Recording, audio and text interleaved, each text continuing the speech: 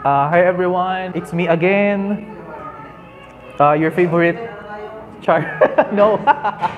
Hi, it's me again. One of Bonila's slaves when it comes to card games. So this is my updated Fenrir list for this year. So without further ado, let's just jump into it. So this one, I am running 4 of Fenrir, obviously. One is not SP, but that's okay. We all know what he does, toolbox, everything. He does everything. That's what's good about him. And I run 2 of Yatagarasu. This is more of a late game card if you want to multi-attack 5 times. But eventually, I think I will replace this with Yggdrasil and Norn in the future. So yeah, the MVP of this deck person. I know that's not, maybe we can say that. It's the MVP. So this is Vanguard Gandar Manar. We cannot say his name properly. So we call him Van.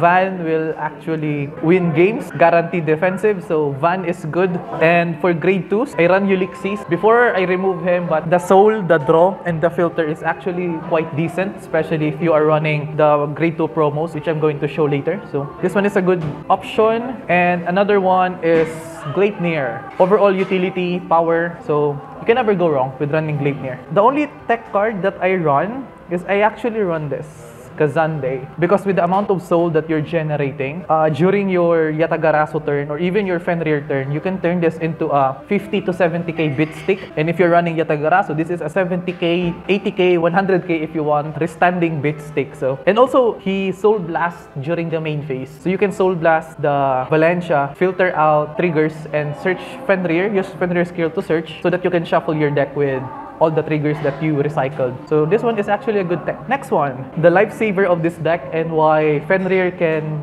catch up with most meta is because of this. You retire, you disrupt their attack, you replace the biggest beat stick with potentially a trigger, usually a trigger during your opponent's turn. And yeah, this promo is actually quite decent. So I really love this card. I love this card. My friends hated this card. I don't know why they hate this. So, for the grade 1s, I run her basically for the soul engine most of the time. I use mostly her first skill or second skill if I want to fuel this. But eventually, her guarding skill is also effective, especially when you are guarding with him and only her. I had games where these 2 alone can guard my opponent's turn. So yeah, for grade 1, Arctic. Arctic is fun for early game, but I think in the future I might replace him with grade 3 searchers. But most of the time it's okay to run this first ride, and the power boost that it gives to Fenrir in late game is actually quite decent. Both Fenrir and Yatagarasu. And for another one of, this one is actually quite decent against Axel clans. This can disrupt Nightmare Dolls, this can disrupt Harry, this can disrupt the Bunny deck by giving plus 10k to Fenrir. And usually the combo is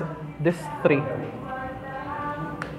If you're against Axel, you use this to soul blast this and Fenrir will call her. So plus 10k to Fenrir. And if you use, what do you call this? If you use Vanguard Gandar Manar during your past turn, this can, and guaranteed a damage check for a trigger. Fenrir will be a 33k base during your opponent's turn. So this is quite tanky if you run her. And it's easy to put her into soul. And as you can see why, because of some other skills that we have. So I run 2 Melissa. Of course, this deck won't be complete without Melissa. This defeated several decks. The only dream that I have is that you can enable this during the battle phase. So yeah. Next one is Valencia. So Valencia is the running engine of this card because you can put anything into soul. You can put her into soul. You can put Vanguard Gandar into soul. You can put anything that you want into soul, and guarantee that Fenrir will have the tools that he needs in order to survive offensively and defensively. So for triggers, we have 8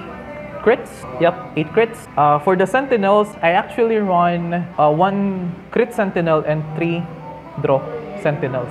For the sole reason that I only want more crits and balanced amount of draw. So that's why I run this. And as for the heals, I run 2 of each. And as you figure out, the starter. Fenrir is actually a weak deck, to be honest, because it doesn't have consistent beaters, it doesn't have force marker generation, it doesn't have a huge amount of draw power. But the beauty about using Fenrir is that it's all about your preference as a player, whether you want to go aggro, defensive, everything. So this deck is quite flexible. That's why I love maining this deck. And yeah, hopefully my deck profile helps you. And please tell Bonilla what you think on the comment section below. And please help me.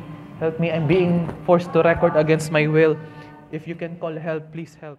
Thank you so much and please subscribe to Bonilla Circus. Bye-bye.